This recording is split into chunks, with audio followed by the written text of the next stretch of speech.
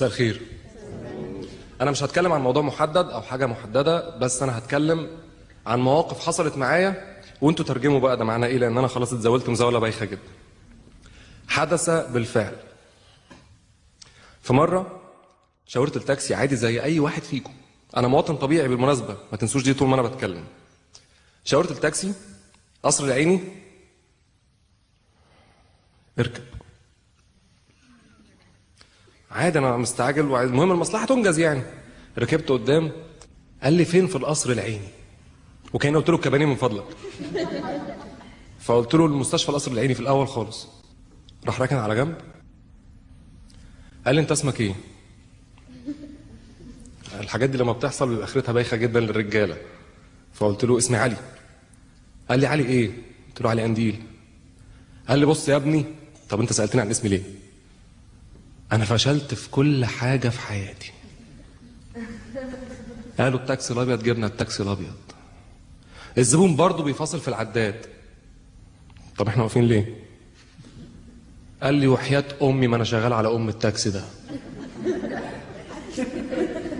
ايوه يعني ايه اللي هيحصل دلوقتي؟ لقيته بيفتح باب العربيه ونزل. قلت بس ده بيهرج، هو هيجي يقول لي صدقت انت ان انا امشي؟ فمستني بقى يعني هيرجع واقول له دمك تقيل في سري. لقيته بيعدي الشارع، هزاره تقيل وطويل. فبصيت، اصله سايب الميداليه بتاعت المفاتيح وسايب نضاره شمس والرخص وسايب الدنيا كلها فعلا ومشي. بيعدي الشارع. عدى الشارع التاني، بيشاور للميكروباصات. الميكروباص وقف، ركب ومشي.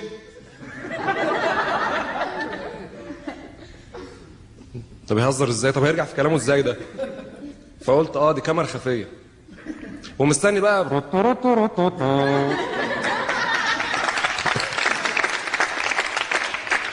ففضلت قاعد مفيش حاجه، بس في اتنين قاعدين على الكورنيش مركزين معايا قوي. قلت شكلهم عارفيني يا اما في الاشتغال. فبقيت بسعى ان هم يشتغلوني بسرعه عشان نمشي، انا عايز اخلص. فرحت نازل من العربيه اللي هو يلا ها خلصت. ما حدش كلمني. فلفيت حوالين العربيه، ما حدش عبرني. قلت انا هشاور لتاكسي عشان يقولوا بس ده هيمشي فهيلحقوا ايه يجيبوني. شاورت التاكسي قصر العيني، اتفضل يا باشا. طبيعي قوي، والنهارده مش طبيعي. فركبت، بصيت له كويس الاول. قال لي فين في القصر العيني؟ قلت له مستشفى القصر العيني. قال لي الفرنساوي؟ قلت له لا.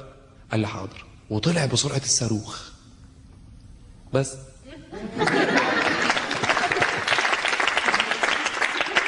ماليش دعوه بقى لا بمفاتيح ولا بتكاسي ولا بتاع، انا عملت اللي عليا. حدث بالفعل 2. ركبت ميكروباص من رمسيس رايح 6 اكتوبر اول ما اكتشفوها. فاول ما ركبنا، انا بركب في مكان مميز جدا جنب الشباك، تالت كنبه. ماليش دعوه لا بلم اجره ولا ليها دعوه بمين بيعمل ايه ولا مين بيسوي ايه، انا بدفع الجنيه وربع ولا جنيه ونص بتوعي، ماليش دعوه بحاجه. ففي الكنبه اللي ورا السواق على طول ركب واحد مندوب مبيعات مع شنطه هاند باج كده، ورفع سماعه التليفون. مش مسك سماعه التليفون، هو رفع سماعه التليفون عشان يورينا كلنا. يا معلم بعت كل حاجه يا معلم، والله الشنطه بتلق، الشغلانه دي عايزه راجل. وقاعد يقول الشغلانه دي عايزه راجل حوالي 6 مرات. فالاتنين اللي وراه استلموه بقى. غمز اللي جنبه فاللي جنب الشباك على القلاب، قال له ما تورينا يا برنس ايه اللي فاضل معاك يمكن ننفعك وتروح عريان. والتاني كان عادي ما عندوش مشكله. قاعد يطلع في برفانات وفي حاجات وبتاع، وقال له اخر اشارب معايا اهو. قال له هاته ده انا عايزه لخطيبتي. وراح واخده. فاللي ورا المندوب بالظبط اللي المندوب ما شافوش، راح ماسك الاشارب وراح مغميه وقال له يلا راكب وراك من ساعتها ومش واخد بالك. فقال له مين؟ راح مديله على قفاه. كمان مش عارف صوتي. فالواد خد القفا عادي جدا. قال له مين؟ مصطفى؟ لا. احمد؟ لا. محمود؟ لا. ايمن؟ لا. حماد؟ لا. لغايه الشيخ زايد. مرورا بقى بايه؟ باحمد بيه احمد قربت. فانا قلت ده اكيد عارفه ده، وعايز اشوف رد فعل المندوب اللي بياخد على قفاه ده لما يتفاجئ ان اللي اصلا بيديله على قفاه ده مهزأ. فعند الشيخ زايد كده راح غامز اللي جنبه قال له على جنب يا اسطى. نزلوا الاثنين ومشيوا والباب اتقفل والعربيه طلعت. الكنبه اللي وراه كلها فضيت، فالواد فضل قاعد كده. عمرو ما حصلش حاجه.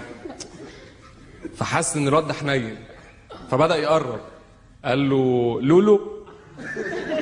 قال له لا. راح رافع الاشارب على لا كنبه فاضيه. نظرة الهلع اللي في عينيه مش قد نظرة الفضول، يا ترى مين؟